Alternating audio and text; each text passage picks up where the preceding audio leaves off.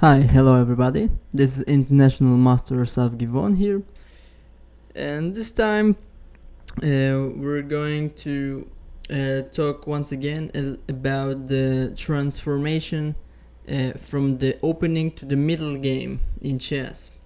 So in this video I wanted to present two examples which are actually very much close to my heart.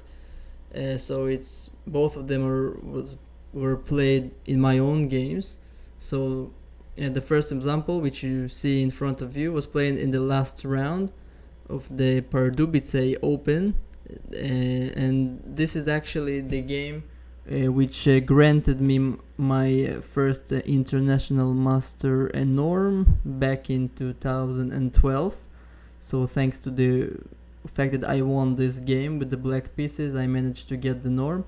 And the second game would be a game in which I beated a grandmaster, one of the first time I ever did so, and I also won the beauty prize in that tournament for the game. So quite nice games. So in this position, our first example, we have move number 15 here. White just recaptured the pawn, which was stated on the d3 square, and it's black to move. And I was thinking for a bit in this position because let's say I wanted to ask myself, what exactly am I doing? What do I want to do? It's time to think about some sort of a plan of action after the opening. So let's see, what is the situation of my pieces? This is the first question that I should ask myself after I realized that white having no real threat. So which pieces I really want to improve in my position, which I'm not satisfied with. So the knight on a5 is situated on the rim of the board, but it is making some pressure against the pawn on c4. We have the rook on a8, which is situated on an open file. Seems reasonable to me. The bishop on g7 is on the long diagonal, probably the best place that it could be. Knight on h5 is a bit awkward on the rim of the board, so I might want to improve the knight, this one on h5. And what else? Okay, we have the bishop on c8, which is still not developed, so black could consider just a simple move like bishop d7, simply getting it one square more developed and perhaps trying to connect the rooks on the next move. But while this is possible, I thought that the move bishop d7 is not achieving too much, because the bishop on d7 still not doing whole that much better than on c8. So looking at the position with the more fresh eyes, I realized that beside the fact that the knight on h5 is situated badly and it's a bad piece which should be improved, white has very serious targets or weaknesses on the c4 pawn. Also the pawn on a2 is isolated, so it also might be considered as a weakness. So basically in this position, once I realized that the pawn on c4 and the pawn on a2 are quite weak and that I want to improve my knight on h5, basically the right move popped to my head quite easily when realizing this. So the move is knight to f6. Basically I want to maneuver my knight back into a more active position. So as you can see by the arrows, via d7 the knight might reach the square on e5, which is a nice square, c5 is a nice square, or even b6. So I'm having a lot of options. So white played a very logical move, rook a to b1, developing his rook into the open file. And now I think perhaps my opponent missed my next move, which in a way it's just the continuation of my plan, so knight to d7. But in first sight it actually seems as though black blundered, because white can now fork the queen and the rook with the move knight e6.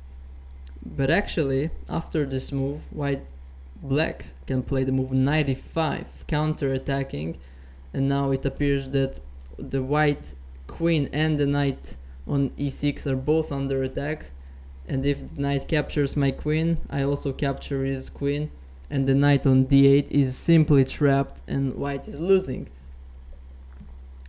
So, after knight e7, black is already threatening to play the knight to e5 and to capture the pawn on c4. So white moved it on e2. I played my knight on b6. And suddenly, like almost out of nowhere, it became extremely difficult for white to defend the pawn on c4, even though it's quite a simple threat. And he thought for a little and decided just to give up the pawn. He played his bishop to a1, trying to open up the line for the rook. But now I just captured the pawn, and I simply had the pawn up, and later on the black pawn started marching in the center of the board, and I had a clear advantage, which helped me a lot later on to win the game. Actually, white's position was still not too bad had he found the move knight to d5. So rather than playing very passively, white should have really tried to kind of counter-attack and try to cause some problems for black. So the main point is now that if black takes the pawn on c4, white can play the very active move rook to c1, with the point that if the knight moves from c4, the pawn on c7 might be hanging in this case, and if black plays the move c6 himself, now white has a very nice exchange sacrifice with rook takes c4, getting rid of black's active knights. And after knight takes c4, queen takes c4, c takes d5, bishop takes d5. So from material point of view, black has the advantage of the exchange, but white's pieces are very, very strong in the center of the board, and this grants white good chances to get an equal game, but not more than that.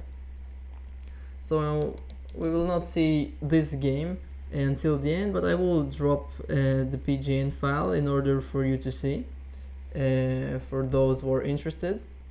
I will just mention that in this example it was kind of it seems very easy, kind of. Okay, I just moved my knight from h5 to b6 and just took the pawn. It seems so easy, but you see that once you get a very clear target in the enemy position, and you have also kind of a very clearly bad piece that you want to improve, suddenly the next moves or the right plan just comes much more naturally once you realize that. So you don't have to have like a very huge master plan in order to construct a good plan for the middle game. So let's see the next example. So here I'm having white once again against the grandmaster. So he played here b5. So it's quite a complicated position, as you can see. The kings are situated on different sides of the board. So previously we had opposite side castling. So let's see what is the status of the position. So First of all, does black has a threat here, so we could quite fast see that he is actually not having a very serious threat. Even though he has the c file opened against our king, the bishop is quite adequately protecting the pawn on c3, so everything seems to be okay from that angle. So once again, let's focus about the things we already know we should do after the opening. First of all, let's concentrate about which pieces we want to improve in white's position, and also we will search for some targets to attack in black's position, some weaknesses, and perhaps we should also seek for pieces in the black's position which we would like to exchange or drive away from their position right now. So from white's perspective, what we could see, we have the bishop on f1, which is still not developed. So first task it perhaps to think how exactly to develop it. And let's think about where could be a good square for this bishop. So in my opinion, a square like d5 or e6, somewhere along this diagonal against the black king with g8 could be very nice. So we can see that in general the white squares in the black's position are very weak. So we already have a kind of a clear idea that we want to play on the light squares, because as you can see, all of black's pawns are situated on dark squares, which make the light squares quite exposed. We have the rook on d1, which is situated on an open file on the d line, but it doesn't have too much to do there. So where we want it to be is most likely on the h file, where this rook is situated. This rook is obviously already a very good piece, having an open file against the enemy king, and the rook on d1 would be quite happy to join it on the h file perhaps one day and kind of join the action. The bishop on d4, as we said, is quite a solid piece defending the king side. The queen for now seems also kind of nicely centralized in the center of the board, so perhaps we don't want to touch it too much. What about black's pieces? Let's see. Black has a strong knight on e5 that we can see. A centralized piece which maybe we would like to drive away. And he has the rook on the c file. Maybe he would like to double the other rook on the c file. He has the queen on a5, which is attacking the white's pawns, but really not creating like actual threats to the white position. So we could conclude that black has no threat, and also in the coming moves perhaps there is no big attack coming against our king. So let's see, what should white do here? What would you play if you were white in this position? You can try to pause the video and think for yourself.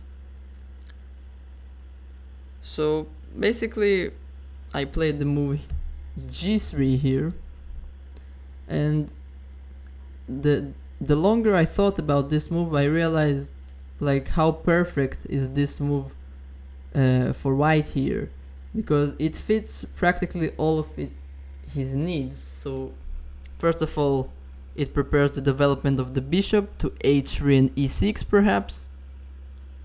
Also it prepares the breakthrough in the center with f4, so trying to open up more lines against the black king, and also once again trying to drive away the knight from e5.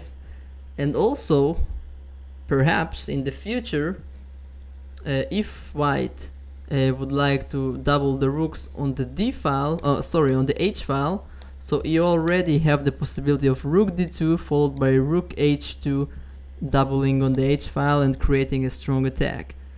So a really perfect move for white, so fitting all of his needs. black played knight f7 here, creating an idea or a threat of a pawn to e5, trying to harass my bishop on d4. And in this position, white could very well just play queen d2 with the idea that on e5 he has squares to retreat to with the bishop, so perhaps bishop e3. But I thought that after rook c8, black gets at least some sort of counterplay against the pawn on c3 with his heavy pieces, and maybe I should not allow this. And as I thought about it, my first instinct was to ask myself, okay, what if I just go with the plan? What if I play bishop h3? He plays e5.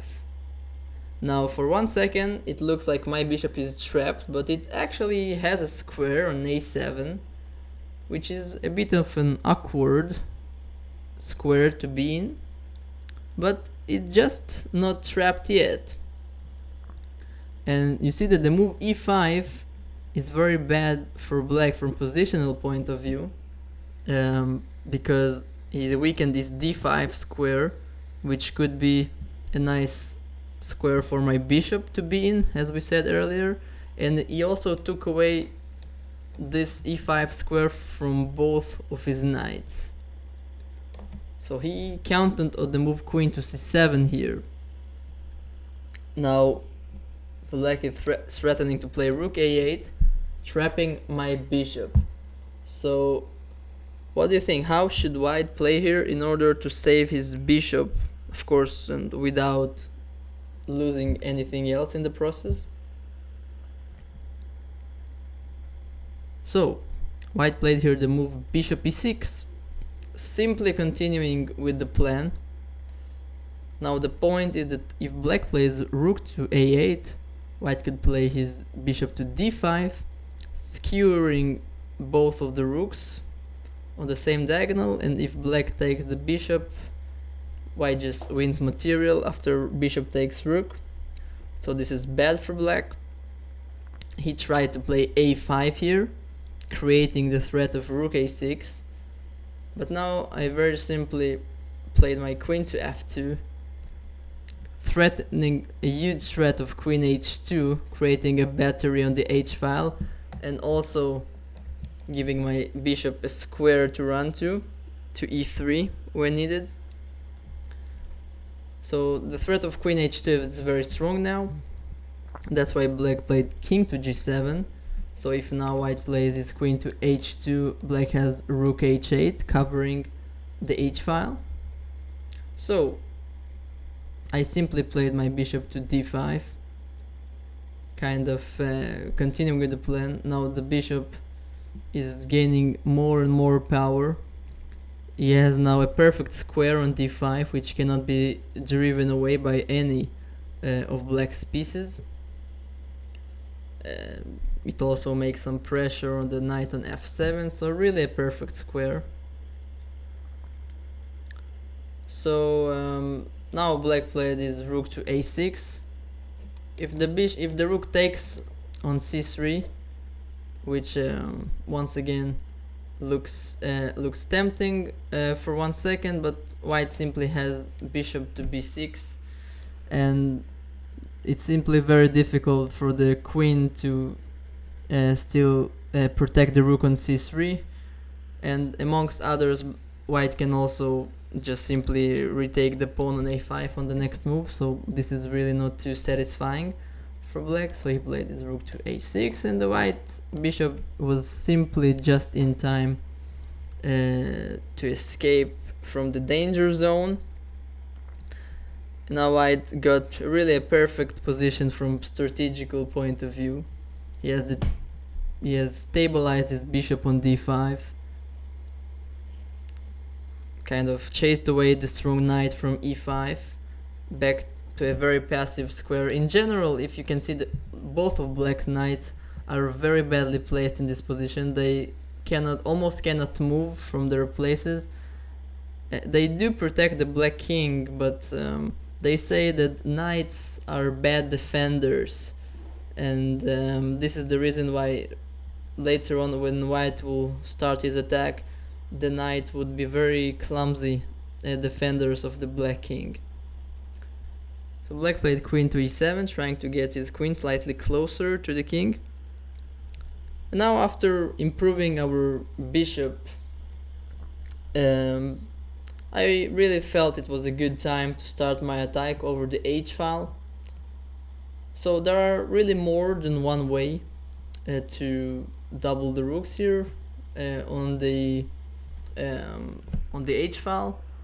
But now I played a move which I quite liked.